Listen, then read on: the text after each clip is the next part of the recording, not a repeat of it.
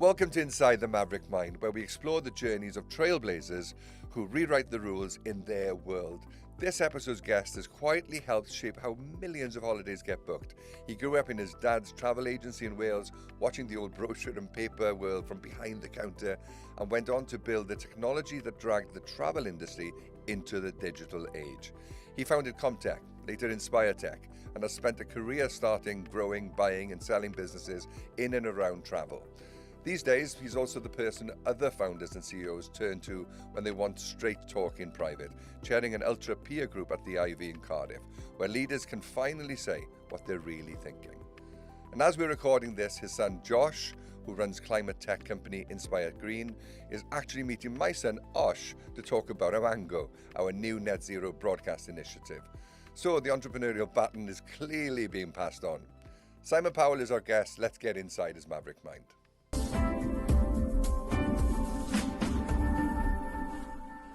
So Simon, great to have you with us.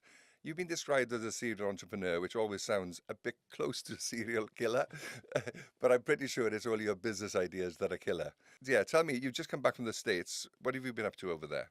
Over in the States, we're just looking at our technology powers one of the big loyalty platforms internationally, and they had a sort of seminar on looking at how technology was moving forward. So that was really good. And obviously the massive part that AI is now playing in all our worlds, but especially around in the loyalty travel space. Right, okay.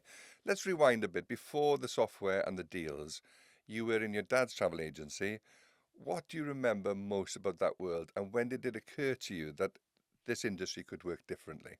I think so. Really back to the start, and I really started. My dad was expanding the travel agencies quite heavily, and I actually started when I was in college, actually helping fit the travel agencies out. So the lighting, the sort of pre-computers, they were actually what was called view data terminals, which were the old dumb terminals. So ultimately, I was in there from the real start, and actually as time progressed, my dad has always been into technology. He worked for the National Coal Board. He was a paymaster, and actually one of my first memories actually is being passed into the computer centre in Tredomond at the age of about 6 years old through this little slit of a window. I still vividly remember it, and looking at all these amazing machines. And it was punch card and tape then. You know, it was pre any other type of storage.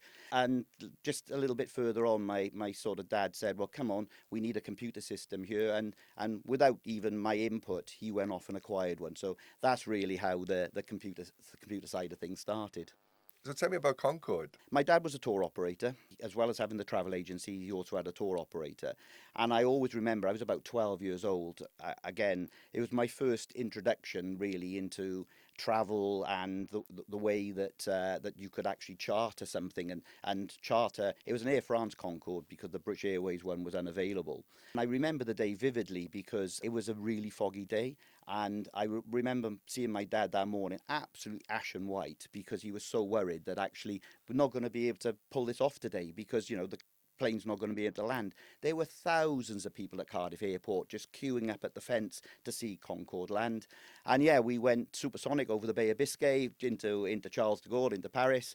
And yeah, what an amazing experience. And yeah, you just remember things like that. And what a risk to take as well. Real entrepreneurial risk. I don't know how much that Concorde was at that time. It wouldn't have been cheap, but knowing that you could actually make a return on that sort of risk was really, really inspiring for me. That's a supersonic story. Literally. Wow. I mean, I just try and imagine Concorde in Roos Airport. Yeah, I mean, yeah. it's beyond my imagination. I don't think it's been back many times since, to be quite honest. But no, it was being a tour operator.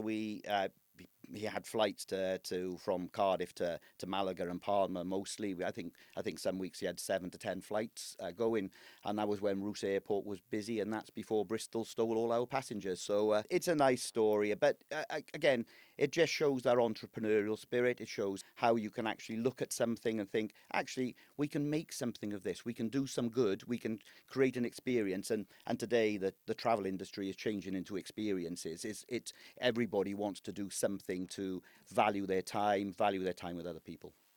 Your father was a huge influence from what I'm hearing now. massive influence. Entrepreneur wasn't really a label in those days. He not only worked at the National Coal Board, he set my mother up with some shops, some toys, fancy goods, card shops. We had 3 of those, which actually started as the first 3 travel agencies we owned. So he took the shop, turned half into a travel agent, and the other half stayed as the toys and fancy goods and card shop. But I worked for my father all the way through. A lot of positive lessons, a lot of lessons that I thought I'm not going to do that, and you know, one of those would be one of my early lessons around business and around how do we actually, you know, look at how to grow businesses. My dad had really overexpanded in the early days, and the early days of travel, it was really positive cash flow because you didn't pay the suppliers, the tour operators, until the client had paid you, and you held that money for a number of weeks. So as long as you continued growing the revenue and growing, so my dad had sort of gone from these 3 shops in Newbridge, Bargoed, and Blackwood to large premises in Cwmbran, and that's when the computer system came in, and actually my first movement. But you know, I always remember one vivid memory. I was probably in my early 20s, 2021. I was still in Plymouth at the time, in Plymouth Poly. My dad said, "We got a problem. I need to go and see the bank manager." I've been summoned to Cardiff to the main office. You know, we were obviously, in those days, there were local branch managers who had quite a lot of discretion. And I always remember going there, and you know, it brings back memories now where my dad actually broke down and cried because, you know, this business had grown, probably at that point turning over 5, 8, 10 million. So a fair size, but a sole trader, shirt off your back. You know, the guarantees on the house. You know, and we could have lost everything. And I looked at that, and I remember that day vividly, and it stayed with me throughout my business career, thinking, I'm never going to be in that place. That's never going to happen to me. And my other thought was, I need to get my dad out of this hole. And how are we going to make this work? And there's a few stories that sit behind that. I can relate to this because we've experienced exponential growth and the problems that come with it. And I've also heard my son say, Oshan, I don't want that. You know, he's a lot more like my wife Maya, more cautious. And that's right, do you mean? Because with an entrepreneur, you tend to think about the wins and you don't protect the downside enough, do you mean? And the winds of change and all the things that could hit you. So how did you sort it? And were you gifted in computers, obviously? I know gifted might be the wrong word. A lot of the people I work with would say definitely not. What I did have was the ability to think logically, and how are we going to sort this? So the big problem in that instance was that the cash flow in the summer was huge. We were positive cash flow. There was no issue. The bank was happy. In the winter, though, because less people obviously travel, just by nature, the cash flow dried up. And I didn't come from a family with money. My mum and dad earned everything that we had. Their parents didn't have money at all. It was just, how are we going to sort this? And the only thing that I knew how to do, and I knew I was going to do it after I just finished in Plymouth, was I was going to go and ski. So I thought, my dad was a tour operator. I can be a tour operator. So at the age of 22, I had my first tour operator to Andorra, which only turned over about £500,000, but that was £500,000 of winter cash flow, and that 500,000 made all the difference to the bank at that time. Andorra played a pivotal part in my business career and my whole life, to be honest. But when I look back at that time in Andorra, without Andorra Ski Express, as it was called, we wouldn't have survived. That business would not have managed to get through. Not long after that, Stan and Peter Thomas, old Peter Pye's empire, had a company called TBI. They turned up, they bought Cardiff Airport and said, we need travel agents to help with the distribution into the airport, to stop sending people to Gatwick, send them to Cardiff. So about that sort of time, when I was 21, 22 years old, I probably did my first business deal. And again, these things sit vivid in your mind where we needed to do this deal. They needed it, but we also needed it. That would help us get over this cash flow hump and everything else and allow the business to expand. And I remember being in the TBI office, which were palatial compared to what I was used to from the travel industry. And just talking to, we had this guy called David Whiteman, who was the first sort of wheeler dealer I'd ever met in my career. And again, I learned a lot, just because at one point of the meeting, David just slammed his briefcase on the table and said, "We're off, Simon." And to my dad, David, "We're off." I said, "Well, we're off." Okay, so we march out behind him and thinking, "Oh my God, if we don't do this deal." And he said, "They need us as much as we need them. Those terms weren't quite right. We can get better. They'll come back." And I was thinking to myself, "Oh my God, I take those terms. Let's just do this deal. We need to do this deal." And he was absolutely right. And just to finish that story, actually within 12 months of that deal happening, First Choice were fending off a hostile bid from Air Tours at the time. And we had a knock on the door, and Peter Long, who was running the First Choice business at the time, said, "We'd like to buy your travel business." And basically, we TBI exited, had all their money back, plus, and we sold another 9% to them, and we kept 51% and worked on an earn-out. So, things happen for a reason, and all of that just worked out really well. You were so young then to be exposed to this. I mean, incredible, really. And your story of succession really is happening now, isn't it? Your father, then you, now your son Josh, taking an interest in the business. I'm blessed in the fact that, I've got my daughter Naomi and my son Oshan coming through. I often jest with them. I'm like the old sheepdog on the farm. They want to put me down, really, but I'm still got a bit of life in me still yet. But they are helping my business right now. They are finding solutions, like you found the solution with going to Andorra. Tell me, it wasn't easy, was it? No, I loved Andorra, and the part about Andorra is I met my first wife there in travel, the mother of my two boys. So as well as Josh, I got another lad called Oliver. Oliver is currently in Exeter University doing sports science, but will come into the business. We're looking at different elements. He will be excellent at sales, so really pleased that will start to happen. But when I look at Andorra, I had a great time. I was 22 years old. We had the tour operator going. I used to run the night bus service. The place I worked in Andorra was a place called Arinsal. It was spread up along a long valley. The ski bus stopped at 6:30, but the best bars were at the top and the hotels were at the bottom. So I thought, there's an obvious thing here. You just had to do it, didn't you? We did. Taxis were really expensive. And basically, I started off with one 8-seater bus. And basically had a fleet of minibuses at the end, and much 15, 20-seater buses. And I was running this whole night bus service, and probably to this day, the most profitable business in the shortest period of time ever. So it was great. So I worked for the commercial department of the ski station. So I did all the contracting with the tour operators because I had the relationships because of my dad. That led into an awful event, really, which could have been absolutely tragic, which I'd probably worked there in Arinsal now for 6-7 years. So I was in sort of 27, 28, and there was a massive avalanche. This was on a scale that's never been seen in a built-up area ever, including in the Alps or the Pyrenees. If the second avalanche had come down before the first one, I wouldn't be sitting here today and we wouldn't be having this conversation. Basically, I ended up moving about 300 people because I had the only bus because of the night bus service that was at that side. I worked for the ski station. I'd had a really bad day the day before. A lot of snow had come down, and I heard the ski station radios, the walkie-talkie, didn't have mobile phones in those days, going off. And someone said, "Who's got the keys to this bus?" And I heard it. And I ended up ferrying about 300 people from the top apartments down, and then they were walked out over the first avalanche. When I look back at that change, I couldn't stay there after that. We basically left that area where the avalanche hit about 3 hours before the avalanche hit. And if that first avalanche hadn't come, then all of the people couldn't have gone up the mountain because the weather was so bad.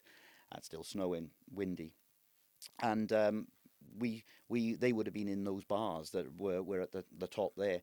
There would have been 500 people in those bars, and what most people think about avalanches is, oh, they're nice bits of snow that come down. No, it's the sonic wave that comes before that actually does the most damage. And that avalanche brought, I think, something like 5,000 trees down with it. Not little branches, trees. Because this had never avalanched in hundreds of years. My apartment was hit by the avalanche, and we had to move out. We weren't allowed. That ski station, that area was closed for months afterwards. We moved the clients to other ski stations. We moved them to other accommodation. Some went straight back home because it was one of those experiences. And you look at life-changing events and you go, actually, that was very close and could have been very different, but there, for the grace of God, we're sat here today. Wow. I mean, those are the defining moments where, it either breaks you or makes you. And, the fact you were doing so well, and then, as I said earlier, the winds of change happen around you, and how you recover from loss is a big part of the entrepreneur's journey. So, at what point did you decide, I don't just want to sell holidays, I want to build the systems behind them? What pushed you from the shop floor into software? When we look at how we used to sell holidays back then, it was people came into travel agencies. They still do today, and travel agencies are actually doing really well, but they more than we'd actually think. But people came in. We were all looking for the same holiday, where everybody wanted to go away minus fortnight, 25th of July, and they wanted to go to Palma, or they wanted to go to Ibiza, or wherever they wanted to go. And they were probably, in those days, there were 5 or 6 large tour operators. You had Thompson's, you had First Choice, you had Air Tours, you had all of these different guns, and we were all searching these systems. And during the time that my dad put this first computer system in, that he said, just come in for the summer and help, Simon. That was defined the rest of my career. So basically, I'd met this guy called Dom. Dom was an excellent programmer. Going through careers in software, you meet some people, and Dom was exactly the same age, bar 2 days of me. Um, Lovely guy, and we said, well, actually, we could form a business. So we went out and we got a small firm's loan guarantee for 80 grand. And we could have the night bus service. I had a bit of cash, so we put 20 grand in each, I think, or something like that at the time. And we started this business, which was, let's go in, let's steal the data from these tour operators by polling them, by scraping them, as we'd call it today. Let's put it in one database, and then the people on the shop floor can actually search this database quickly, and that will tell them all the availability. Then they can go and look which is the best deal, and then go in. That took the average search time down from 30 minutes to under 3. Yeah, so you can imagine the productivity increase, and it was driven again by my dad saying, "Look, we're wasting all this time. We must be able to do better." And I knew we were onto a good thing when those tour operators who we were stealing their data from actually bought it back from me. So I knew at that point, actually, we're on to a good thing here, Dom. So Dom, as I said, was an excellent programmer, and he only used to work 3 months of the year because because he just lived his life, and could make enough money in those 3 months not to have to not to have to work anymore. And he said, well, if I come and join you and we build this together, Simon, I want to be able to retire. And I said, okay, what do you need to retire? He said, 1 million. Okay. So we made sure that happened, and he had far more than that. And from when we sold Comtech, he never worked a day in his life. So, but that's how we got together. And it was, I knew the business. I understood what the clients want. I was able to sell. I knew the industry because of my dad and the relationships that we had. And Dom knew how to code really well. And that started with the two of us. And when we sold in 2008, that was nearly 200 people, that business, based in Cumbraen still, because that's where the travel agency head office was. Great, bringing jobs to Wales and, shoring up the economy. Great idea. I mean, I think that partnership of knowing what the problem was and somebody having the solution, but also timing. Yeah. Timing is such an important part. The need has got to be there for the product. And did you get recognized for that innovation? We did actually, yes. We did well. We won a number of awards, which were great, and actually it culminated in 2004, I think, with the Queen's Award for Innovation, which was a lovely experience as well. Meeting the Queen, going to Buckingham Palace, meeting, I think it was Tony Blair, that was in government at the time, and once you're on that list, until you say no to an invitation, you stay on the list. So I went 4, 5, 6, 7, 8 times. It was fantastic. And I always remember the time where we couldn't go. We were going on holidays, and I said, "Well, if I turn this down, this will be," and it was. I never invited again. So it's really interesting how all of that sort of stuff works. But yeah, looking back, but Comtech wasn't just that search system. Made two quite fundamental acquisitions on the way through. We bought a company called TravelCat, which was based up in Hull, and also then, which was a travel agency management system, and also bought a company based here in Cardiff from two individuals that was a tour operator reservation system. So we had the complete range of products. And at one point, I was probably powering 70-80% of all travel agencies with one or either of these products, and so it was a very interesting journey. I burnt myself out at one point, had a breakdown, because you're just full on, you're just trying to do the very best. But I was very fortunate. I was very fortunate in a couple of ways that somebody who bought into the business and very early on was a guy called Chris Childs, who became my chairman, my mentor, my friend, and still is to this day. And whenever I got a problem, he's the person I ring. And I think it's so important in business that you've got somebody you can rely on. You've got somebody that's there. And he put his first lieutenant in, a guy called Darman Singh. And I learned so much about deals, so much about doing things from Darman. It was incredible. So, all the way through those times for me, I had fantastic mentorship. I learned so much, good and bad. Some things, Darman with a deal would always try and push it that little bit too far. He had just wanted to get that little bit more every time, and I would be the one kicking him under the table, saying, "Darman, we need to stop now. Yeah, we've got what we're going to get. We need to accept this or walk away," and it's interesting to see how different people behave in those situations. But that's your good nature, you see. I've seen this in you, and but you saw that guy slamming his briefcase on the table. It's the way it's done. It is. But I believe, like you do, that you've got to leave something on the table for the other party. You can't just do smash and grab. You've got to make it work both sides, or it's a resentful transaction. If you start off and you've taken everything off the table, as you absolutely say, you're starting off on the wrong foot. It's never going to work. And you mentioned, how many businesses we've sort of bought and sold, and it's loads, and every one of those, I'd like to think that those people would come back and say, actually, that was a fair deal. You did the right thing, and that's basically how I operate. I try and do the right thing. You don't always do it, obviously. It'd be, if we were perfect, then that would be great, but we're not. I always try and think of the other side and think, how would I feel if I was in their position? Because usually we are buying. Yeah, we've sold probably well over 10 businesses, but in the reiterations of what we did, I sold the family business 3 times. So ultimately you just get to the point of thinking, is this fair? Am I being fair? Because you're not. And there are people out there who are not, obviously, as well. That's not what I want to do. That's not how I want to live. That integrity is so important. It's how you're going to be remembered as well. Absolutely. You can get a quick fix or a quick buy, but it's never going to lead to goodness, I don't think. Let's talk about your maverick mindset, how you think about risk and big calls. Most people never sell one business. You built and bought and sold more than 20. When you look across all those deals, what's the biggest lesson about knowing when it's time to sell? It is really important that you set that goal, that mindset really clearly, because there are so many people that hang on for the little bit extra, the little bit more, and there's so many stories of that little bit more never happening, and perhaps they should have taken the original deal a little bit earlier on. Sometimes you're not going to get that number, that's that magical number that's in your head. You think it's worth this, and people are only prepared to pay this. That's what it's worth. Yeah, all these businesses are only worth what someone is prepared to pay at the end of the day.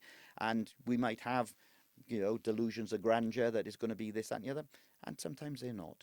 And either you accept that, or you have to regroup, revisit, and start again. And that's quite a hard thing, because when people have got that selling gene, or that selling thought in their head, then they want to do a deal, and it's quite hard to backtrack from that then.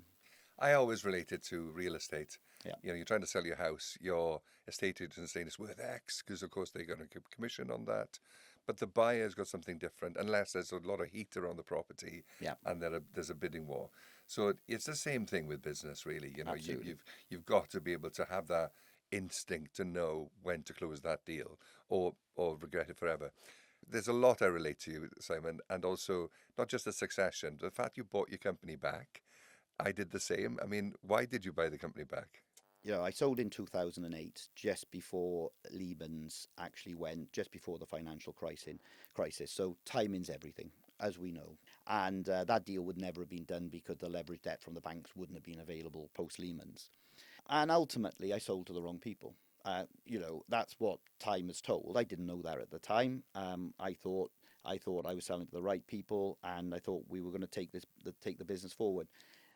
It was very clear fairly early on that their mantra in running business was absolutely so different to mine, and therefore really wasn't going to work. And within inside the first 9 months, I basically realised, and I remember the day vividly. I was away in Spain, and I remember turning to my wife at the time and saying, "I'm not going back to work."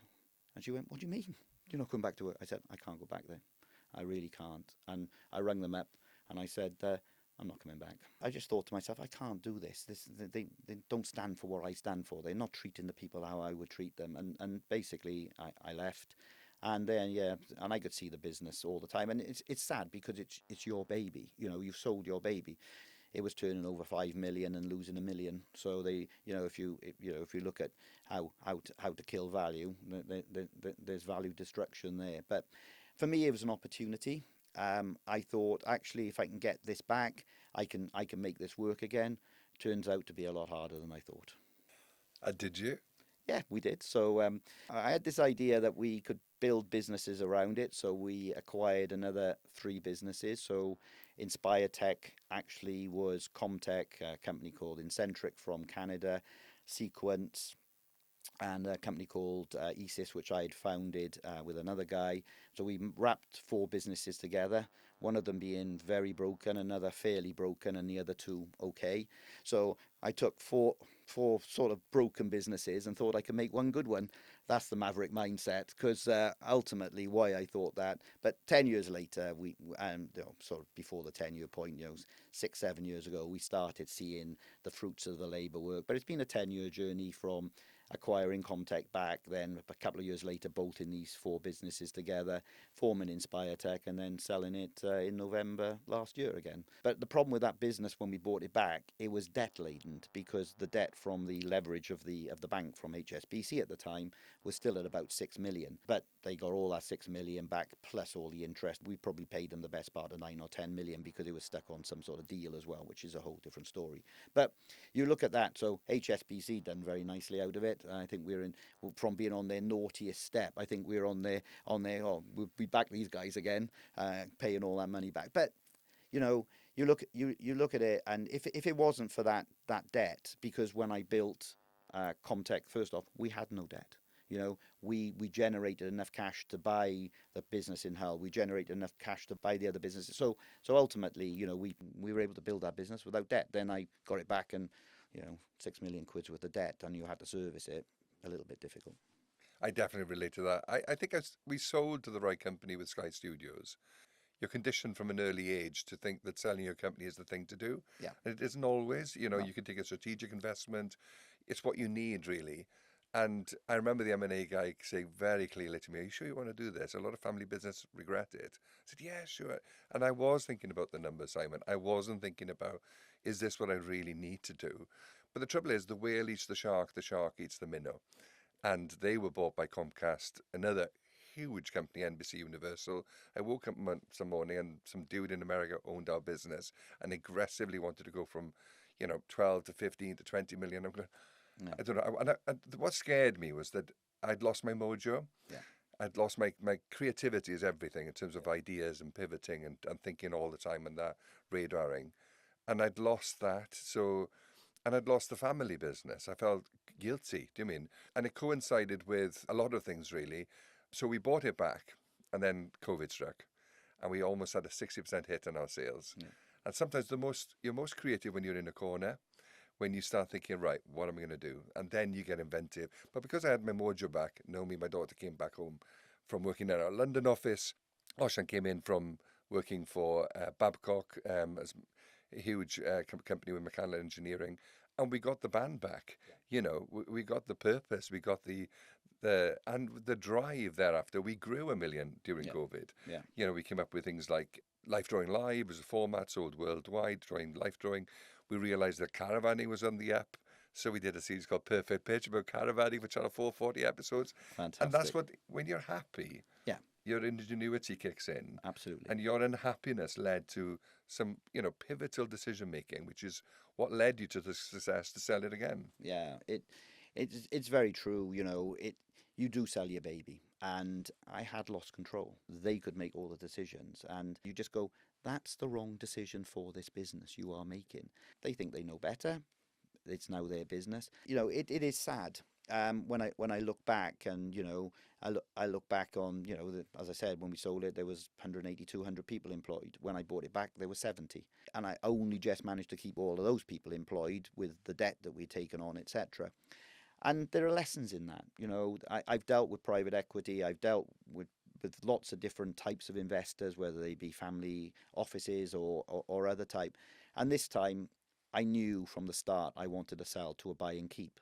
Now, a buy and keep actually hold forever their assets.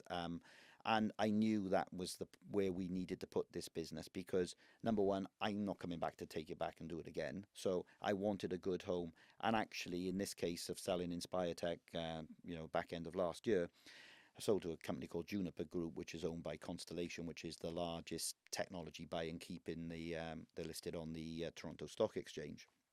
And these guys have a playbook, and they're actually going to be better running this business than I. I've already learned from that playbook. Some of that stuff is a bit like listening to a TED talk. That's their secret sauce. And actually, you look at that and go, wow, they have 40, 50 other travel technology businesses in their portfolio. And you just go, this is a different world.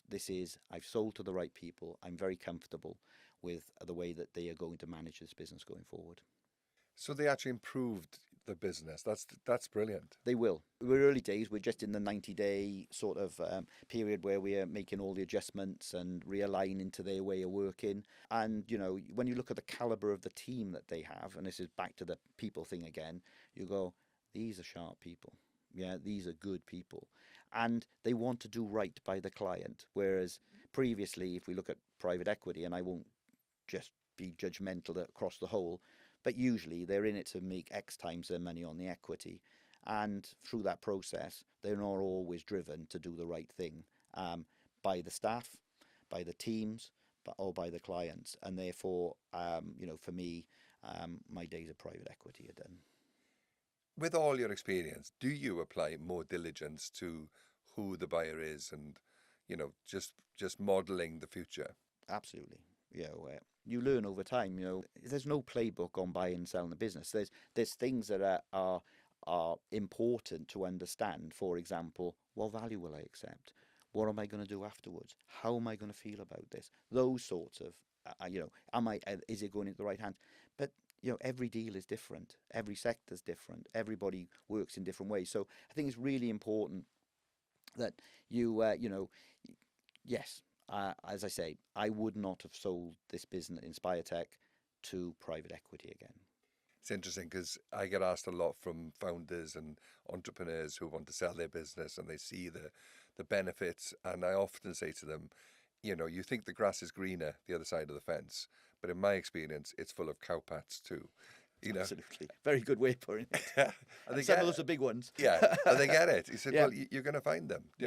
You think it's going to be what you think it is, but it never is. It can be, There are exceptions. And I know a couple of stories where I go, well, that was an unusual way to manage that, and hat off to that private equity company for doing that and this and that. But there are exceptions. But on the whole, they're in it for the same reason. They need to. They've taken capital. They need to take that capital, reinvest it, and make a turn on it. It's really simple.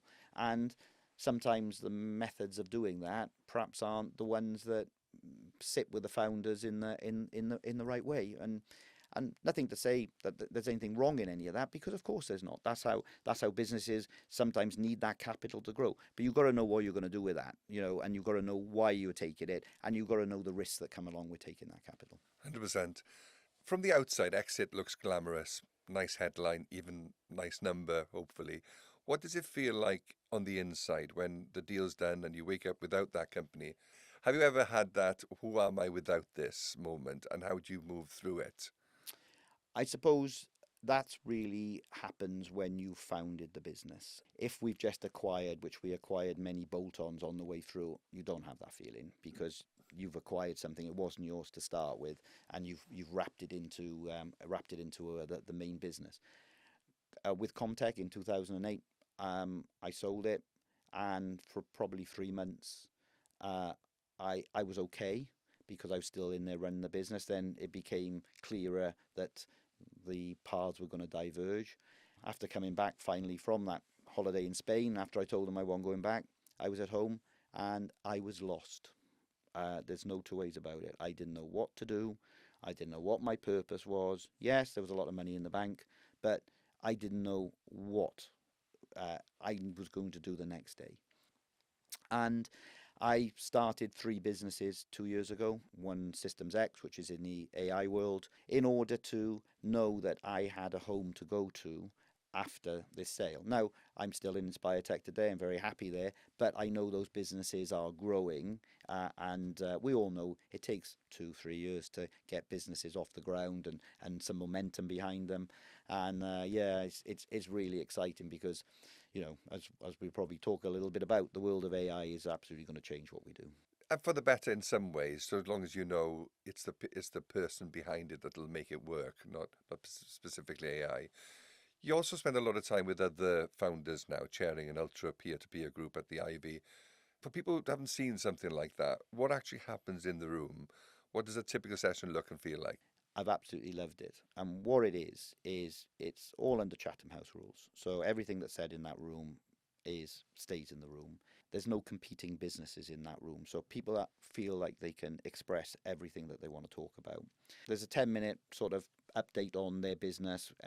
And then we do what we call in the spotlight. So we actually, if someone's got a problem they want to discuss in more detail, they give in 20 minutes, half an hour to have that discussion, and everybody in the room chips in and helps to, you know, come up with ideas or come up with solutions. We also have guest speakers like yourself, and thank you very much for coming to speak. It was enlightening. But what we actually see there is the raw emotion, and there's not a session probably where tears aren't shed.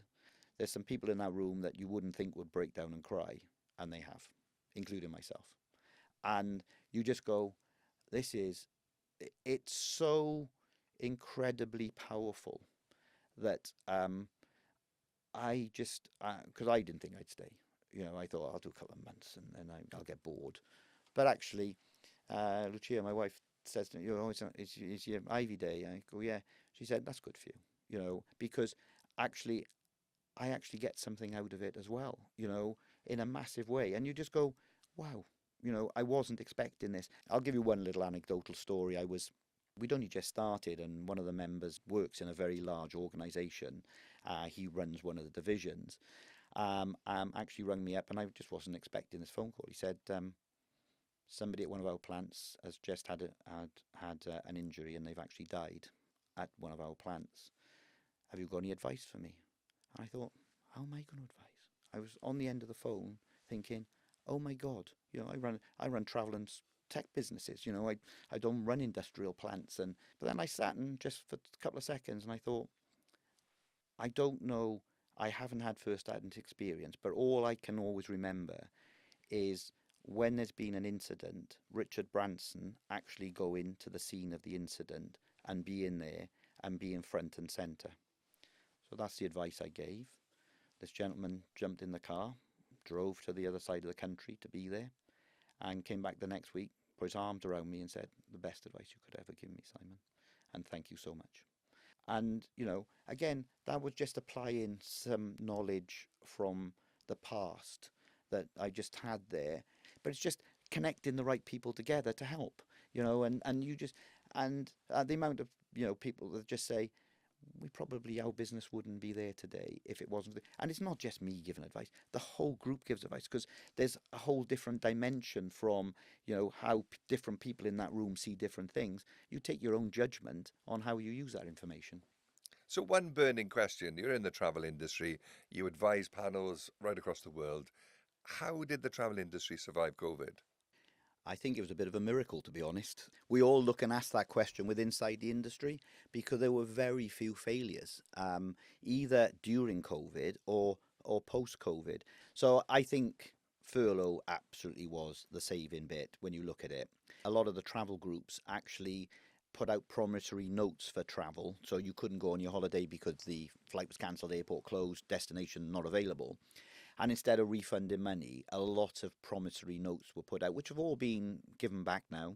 Um, but I was very surprised. I think we as an industry were very surprised that there weren't more failures. Lots of large businesses took substantial debt, but the bounce back was much quicker and larger than we would have ever expected. The whole industry, from a supply demand perspective, actually saw a lot more demand than supply price rises. So I think the industry has come out of it really well. Much better than I think that, I think the first days when COVID hit, from an Inspire Tech perspective, I told my team, you don't pay anybody, just stop paying, and stop paying the rent, stop paying this, stop paying that. And everybody went, you're mad. I said, I don't know what's going to happen. The cash in our bank account, I don't know if anybody's going to pay us. I don't know if they've got any money to pay us. So, but, from an industry perspective, yeah, very interesting to see how well we survived as an industry. Another question is, this new generation, they don't want to work in the way we used to work 9 to 5. How do you see that lens working? Again, for me, until COVID happened, I was a stickler for everybody being in the office. Yeah, so going and being forced into go into the remote working, home working. In my world, if you try to get a meeting with some of the senior team at 3 o'clock, can't do that. We're going to pick up the kids. And I was thinking, if you'd been in work, that would have never happened. Yeah, and so there is the balance, and I think that the water cooler chats, the chats in the break room, I think are important. So, kids coming into business today, I think they need a certain amount of exposure to the office, or to the office types environments to actually, you can't do everything through a screen. If I look at Josh, for example, he's very happy to go into the office. Yes, he will work from home a bit or work from a coffee shop or do things, but very happy to go into the office and sit there and work. And I think it has to, think it has to be a mix and a balance. And it's just where that pendulum sits on that, depending on what type of business and what type of industry that may be in. I agree with you. Certainly it's industry specific, isn't it? It is. The requirement. But it's interesting because when we set up Inside the Maverick Mind, my first requirement was, let's do it in the same room. Yeah. Because I'm convinced our conversation has been a lot more engaging because we're in the same room. So am I. That over a Teams call would have been very, very different. Yeah. And I don't think, I probably wouldn't have been as open. Because I'm sat here, I feel relaxed, feel comfortable. So you don't mind talking about all these different elements you're going to discuss. And actually, I deal with a lot of international businesses, and the saving it has actually made by people want a meeting now, you just have one. That would have been 2 weeks in the planning to travel to there to do this, to make that happen. So there are multiple benefits, but for me, it's that pendulum and the balance. Let's get into the Maverick mechanics and how you actually build and fix companies. When you walk into a business, whether you've founded it, bought into it, or been asked to advise, what are the first 3 things you look at to decide if it's worth your time and money? People, and people. Yeah. There's obviously more to it. Has it got revenues? What's the culture like? It's all about the people. Yeah. I've got 2 that come to mind where we've acquired things. So after I left Comtech, my team sort of regrouped behind me, and one of them brought a business to us, which was a travel business, but taking school kids to the best sporting destinations in the world to have a fantastic experience. It was just about to go into administration, or I think it had gone into administration, and they said, would we as a team be interested in coming in and turning this business around? The founder was an amazing guy, really creative. This was his idea. The business was called Inspire Sports. That's where the Inspire comes from. Yeah? And basically had taken this probably as far as he could take it. It was cash constrained. It was everything else. But if you look at the principle of the idea, it was really sound. So we thought we could do something with it. We went and raised some money. The founder stayed for a while, but then found it quite challenging to work in an organisation which he didn't own any longer, which happens quite a lot, as we probably about it. Yeah, as we probably know, both of us. And actually, we took that business forward. We'd expanded it. We'd built a ski program in there because of obviously the skiing background of myself and one of the other guys who invested. But we put the right person in there to run it. We Richard knew somebody in Canada, and we recruited him to come across and run this business. He was excellent. And then we sold that on, and actually that business is now 4 times as big as when we had it. Because it's gone to the right home, sold it to the Clarity Group. They buy a lot of travel businesses. It was absolutely the right home for that business. They've done a really good job of taking it forward, and you go, wow. Another smaller one, again, it was technology, but in the recruitment space, called InAdvantage. This guy had founded this business, again, gone into administration, and we could instantly see the opulence of what they were doing, and they only had £500,000 or 300 grand's worth of revenue, and they was, and you're spending 600,000 a year, so this is never going to work. So I had to trim that back, and within I think under 3 years, we'd got that up to 600,000-700,000. We sold it for 2.5 million, and basically development had all their money. We made a bit of money, and what a great story, And 20 people went on to work in bigger enterprises that are still running today. Brilliant. I want to pick up on the environmental piece because it's become a big theme for both of us. You've become more interested in sustainability, how tech and travel can go greener, and Josh is really living that through Inspire Green. As we record this, he's meeting my son Oshad to talk through about Avango, our net zero broadcast initiative. From your perspective as a serial founder and investor, why does this generation of entrepreneurs have to take climate and impact seriously as part of the core business model, not just as a CSR bolt-on? It's vital now, isn't it? We can all see what's happening. We can all see how things are changing. And are we too late or not? Not for me to answer. But we have to do what we can do. I was speaking on a panel at Google a couple of months ago, and someone asked me, so, okay, Simon, so you've got an AI business as well. What do you think of all that energy that the large language models are using to be trained, and all these new data centers and the impact that's going to have on the world? And I said, it's a really tough question because I can't impact any of that. But what I can do is when I'm using AI inside our organization, I can make sure that we use it in the most efficient way possible. And I'll give you just a quick snippet of an example. So Systems X has got this product called Sense, which takes telephone calls, transcribes them, runs AI on them to tell you how well you did on that call and how good the client was on the other side of the call. I need to get that. And we've all seen this transcription now on our new phones, where the message that's left by voice is actually transcribed to text, so you can read it. And we're doing tens of thousands of phone calls a day now. I mean, tens of thousands. And if you think of all the blanks in there, there's a lot of blanks in just in seconds of pause and everything else.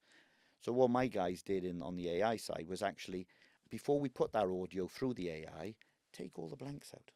Because not only does that save AI cost, it saves AI processing, which saves energy, ultimately. And you just think of little things like that, because that's in my control. The fact that these data centers are built and, they're going to consume all this energy because they need to be cooled, I can't help there. All I can do is make sure as a user, we use it in the most efficient way. Interesting. I want to move on to something that I know that is important to you and important to me as well. Let's talk about how our brains work. Yeah, tiny as mine is. You've been open with me about dyslexia and school not being the most comfortable place. What did it feel like to be that kid who thinks differently, but is being judged on spelling tests and neat handwriting? Yeah. We had a little chat about this when we were together, didn't we? And it's something that we do share. I went to Tynwyd Junior School, and I think there were about 35 to 40 in the class. And I remember at the age of 9, my mother coming to the school because I was bottom of the class. I was number 38 or 39 out of that class. Dyslexia wasn't a known thing. Nobody was tested for it, and probably was very little known about it back then.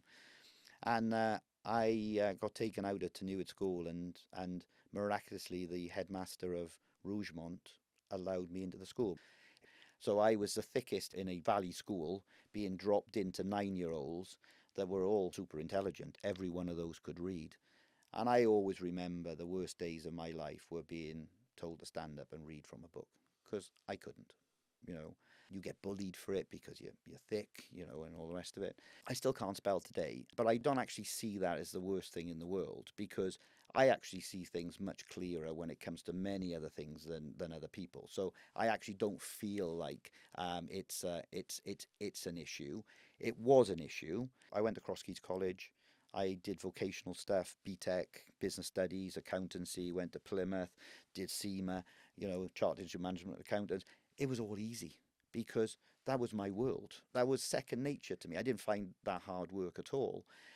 And that is the difference, that we're not all wired in the same way. You just have to adapt. I'm fortunate that I don't have the dyslexia side on the numbers, because I've been an accountant for many years. That wouldn't have helped. The reading, I've probably read one book in my life. People say, "Oh, you should read this book." I said, "Yeah, if there's an audio book, I can listen to it." But I said I can't read it. The label, actually, I don't care. Um, the brain working in this way for me has been far more beneficial than to be able to write literature. I think you've done all right. Life has been okay. I think there's so many entrepreneurs who have dyslexia. Steve Jobs, Richard Branson, we can all name them, and creative music mavericks as well. My story is when I was doing my O-levels and things were just not going in. Yeah. I could read and write okay, but I wasn't holding on information. And I remember clearly my mother, she saw me drawing Led Zepp's Fallen Angel on the back of my denim jacket, because I was in lots of bands and I was drawing or whatever. And she said, "You're a visual person." And she couldn't be more right about her son. And she sat me down and said, "Have you ever done mind maps?" I said, "Mind map? Wait, no." So she drew the mind map in the middle and the boxes.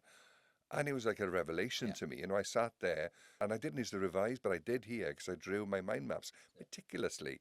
So I'd sit in an exam with my mind maps and literally retrieving like bits of information. So I got an A in history in the end, which the teacher was going, "This must be a misprint." But she had found the key to unlock my learning. And I haven't looked back since. But my son Guion has got mild dyslexia. We knew he wanted some support somewhere. And so a lady came to the house, and when she'd seen him and said, "Yeah, we can help and give more time or whatever," I said, "Can you say me? Because I think there's something," and I did say, "I think there's something wrong with me." All right. And she sat me down and said, "Well, what?" Well, I said, "I see sets, I do a lot of designing and I draw and whatever." And she says, "You're a high functioning visual dyslexic." I said, "Oh, what's that?" So I looked it up, and a lot of entrepreneurs are the same. And I by now think it's a superpower because I can direct up to 20 cameras live. I get frustrated with people who can't see something, but I input things through audiobooks or, it's the only way I can. and I don't need to see text, but I feel passionate about it. I just feel that if it was spotted earlier, in the classroom, how many more entrepreneurs, as we're looking now into the industrial strategy, and for me, the creative industries coming through, we shouldn't feel different in that classroom. We need to be building confidence around strengths instead of shame around spelling. I mean, it's ridiculous. So what I've been thinking about doing recently is start an initiative called Don't Diss Me, DYS Me, because I just feel, I'm good for brands, but we should be looking at AI in particular. And I'll tell you why. There's a mind map app now, which I religiously use for this show and other things, and it helps me. My brain is wired differently. And it's nothing wrong with that, because I wouldn't have done what I've done without my wired this way. But how can we help the kids in this classroom? How can he help a young Simon Powell that's in a school somewhere not getting it? Because you did it on your own bat, but you shouldn't have had to work so hard. It was thankfully to my mum in this case, that I was moved out of that school, and I went somewhere where they exploited what I had in a way that wouldn't have been exploited if I'd stayed in the state system. But picking up a few points there, I'm identical in the way that I draw everything. I give me the whiteboard, and I was actually, when I was in Arizona last week, basically I can't spell, and I was writing the word strategy, and they said, "That's not how you spell strategy." I said, "Don't you worry about how I spell That's it. How we start. That's how I spell it, and we'll be fine when we let me just finish what I'm doing and finish drawing this out." So, very much, I'm a visual person as well. I scribble everything in a book, and most of it's drawing. But I can remember virtually every meeting that I've been in for the last 25 years, and just go, I remember that meeting, and I remember what was discussed, and I remember who said what when. But what I do use a lot today is anything that I do send that's important, that I do really don't want to have lots of grammatical and spelling errors, I listen to it back. So, the text to voice in all the applications, because I can instantly tell that I've done that wrong, and I know how to correct that then. And there are all going to be all sorts of rules around having the voices in classrooms recorded and having cameras in there to see how people are reacting when certain. But at some point, that's got to come. We got AI today that can tell if someone's shoplifting in a shop very well, and actually pick out that those behaviours are actually something to do with something that shouldn't be happening. We should easily be able to tell that that child at the back of the class isn't interacting in the same way, and actually, now the teacher will know this, but what do we do about it? How do we move that forward? How do we help them? And how do we pick these people that could actually help grow our economy immensely if we can make this work? I was a difficult child because I kept on asking why. Why are we doing this? Why, and that's the born entrepreneur. Yeah. The curiosity Absolutely. to ask the question why and to find another solution.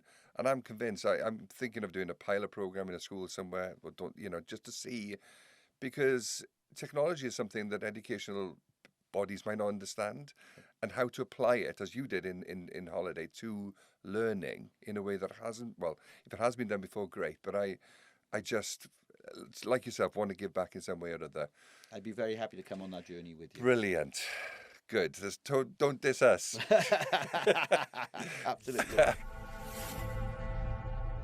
Time for our Maverick Maxims. This is my favourite bit of the show, quick fire. First thing that comes to your mind when I ask this question: one book or podcast that's really shifted how you think about business or leadership? Branson's autobiography. It's the only one I've ever read. You and me. Because he's dyslexic, probably. Yeah, exactly. One piece of tech you really rely on every single day? Well, spell checker it was, because without that, nobody'd understand anything. But now it's obviously AI. And you just look at the power and you go, this is just incredible. This industrial revolution has already happened. It's how we now move forward and adopt it. So, an unexpected hobby or interest that keeps you creative or grounded? Evo Ultra, that was formed by Jamie Breeze, because ultimately it's a real leveler for me, and I've got more out of that than I ever could have expected. A bit of business advice you hear all the time that you think is rubbish? What I always hear is there's always money available. We're not capital constrained. There's people that will always invest. That's really difficult, because every time I've really needed money, it's really hard to find those people who really want to invest at that time. Everybody's really good at investing when you've got success behind you, and you don't actually need their money. Everybody wants a bit of the pie then. One daily habit or small ritual that keeps you sane when everything else is moving so fast? I actually give myself time sometimes. And I'm not frightened just to go and shut the door of my meeting room and just sit there and think to myself, I just need some time. It is a habit, probably. Is it a ritual? Not sure. But actually, just the ability to allow yourself time. Thinking time. Thinking time, definitely. It's all thinking time. There's nothing. There's no computer in there. The TV's off, and it's just me. You've built, bought, and sold a serious number of businesses. What's a challenge or even a flat-out mistake that really hurt at the time, but gave you a lesson in business, and that you still lean on today, looking back? When you do make these decisions, you have to commit to these decisions, and you have to run with them. I've made many mistakes, and if anybody sits in this chair and says they haven't, they're probably fibbing. And I mentioned that after selling in 2008, I thought I was invincible. So, I had a chance to buy a Grade 2 listed building that could be converted. As you do. Yeah, thought I could be a property entrepreneur as well, and actually could have cost an awful lot of money. It could have cost everything in reality. But COVID came, and for me, I know for many people it wasn't, but for me it was a blessing, because I was able to leave the technology company, because not many people were doing much in travel tech at the time of COVID, because nobody was going anywhere. And I went up there and ran a building site for over 12 months, probably 18 months, and actually got the building finished and to completion. So, from my perspective, that was a big mistake. Never do that again. Stick to your knitting. Travel's okay, technology's okay, but stay out of things you don't understand. So Simon in a fluorescent jacket, high-vis jacket and hat on. Yeah. I learned so much about people. It took all my skill at some points to actually to persuade people to do the right thing at the right time. Because but again, it's a life lesson. I look at that and I go, I learned a lot through that. That was really interesting, and I look back and it was good fun. COVID helped, because the price of all those properties increased, because everybody wanted to move, and it was a nice open space. It's a gated community, and it's beautiful, and I'm really proud of what we created. But it could have been a very different story. On the flip side, every entrepreneur gets told what they should do. Can you think of a moment where you were given perfectly sensible advice and you're really glad you ignored it? Yeah, real one that sticks in my mind, which again, when we bought Comtech back, we sort of thought to ourselves, well, let's bring the whole group back together. And I brought back, Chris had already retired, so and I had another chairman at that point. And we were just looking to, we'd just been given the opportunity to acquire this business in Canada. They had some great clients lined up that had actually had confirmed contracts, but they couldn't deliver the software. And we were asked, could we build the software and deliver it to these large clients, banks actually, in Canada. And I thought, this is too good an opportunity to turn down. We need to do this. My chairman said to me, and rightly so in a way, and if I was chairman today, I'd probably, of Maverick Simon, I would probably have said the same. Why are we doing this? We've already got 3 broken businesses. Now you're taking on a 4th. But I could see that the investors that had put the capital into this would probably want to invest in our business long term, which happened to be the case. And they put a couple of million quid into, more than that, into our business when probably nobody else would have invested. And therefore it was the right decision. And I went absolutely against the advice that I was given, 100%, and because I thought this is really important that we do this. It's so important to listen to your gut, but with knowledge and with insight, you can't just follow your path, or you got to listen as well. Absolutely. But it's a big call when you decide to go left when everybody's saying go right. Absolutely. We have a feature on this show called The Maverick Moment, the point where you look around and think, I don't think anyone else could have done this quite the way I just did. What's that Maverick moment for you so far? Definitely Inspire Tech. Putting those 4 broken businesses together at different levels of brokenness, taking on all of that debt and pulling it through to a successful exit. I don't think anybody else could have made that happen. It's not just me, the team behind me. If it wasn't for the team and it wasn't for what we did together, that was one where you look back and go, that was a tough gig. There were certain times there we had just bought it back, for example, and a large client called Low Cost Holidays went bust, and I had no work for 40 people. We had this bank debt to service. We had all of this. And I managed to pull a rabbit out of the hat with another client who wanted some work done. And I said, well, I'll give you this rate, but you need to commit to it and pay me £1 million up front, because without that £1 million, we would have gone. And they did. That was a relationship again, and how important those relationships are when your back's against the wall, when you think you think it's all over. And, without those relationships, that relationship went back 10, 15 years previous. And so it's really important for me. I have had those relationships until recently as well. When the wolf is at the door, Yeah. Who'd you call? It's not Ghostbusters. No, they don't help very much. So if you zoom right out over the whole journey, from your dad's agency to Comtech, Inspire Tech, all the buyers and sale, and now mentoring others, what would you think is the best decision, and what would you be honest enough to say your worst decision was? The best decision was acquiring the businesses on the way through that we've acquired. Some of those were absolutely pivotal. Those first 2 in the early days that I discussed earlier. Without doing that, we would have never got to the scale and never been powering the extent that we powered in the UK travel industry. And I'm really proud that we did buy it back and did manage to put it together. Inspire Tech today is probably between £2 and £3 billion worth of holiday transactions go through our platform, and this is a very busy time now when people are all booking their holidays. So thankfully my phone hasn't rung, so it must all still be working. Hope you got mine. We got yours. So yes, there's I'm proud of all of those. Probably the mistake would be the development up in Woodlands. I should never have done it. I risked far too much that could have been a different story. And you look back and go, never do that one again. But you've got to have the depth and the insight to acknowledge that, haven't you? Of course. But you turned it around. I mean, I've done similar things. Yeah. So don't beat yourself up about it. You're in an interesting phase now, still doing deals, but also mentoring and, chairing rooms full of other founders.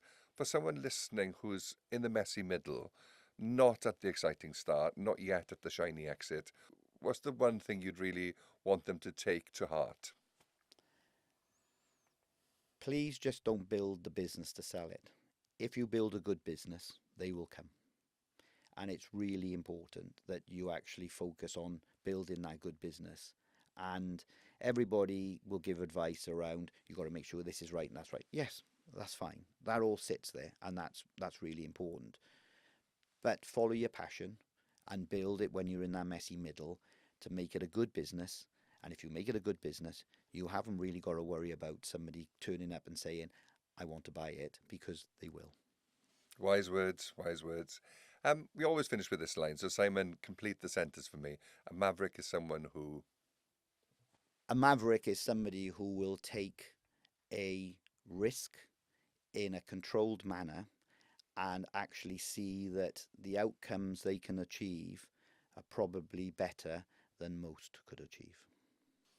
I'll go with that one. And finally, when you look back one day beyond the valuations and the transactions, what do you hope people will say your story stood for? I would hope my story stood for change in the travel industry. I think a lot more of that's to come with the world of AI now.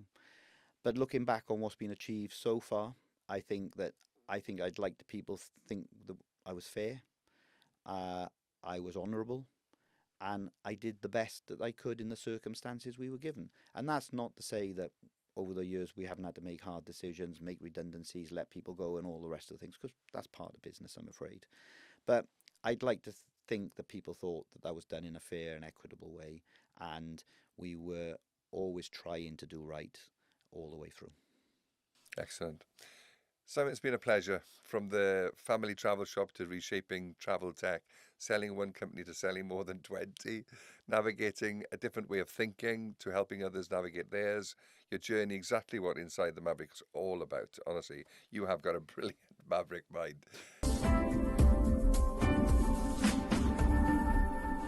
To everyone listening or watching, remember, the world doesn't change by playing it safe. Keep experimenting, back the way you think, and keep that maverick mindset alive. We'll see you next time on Inside the Maverick Mind.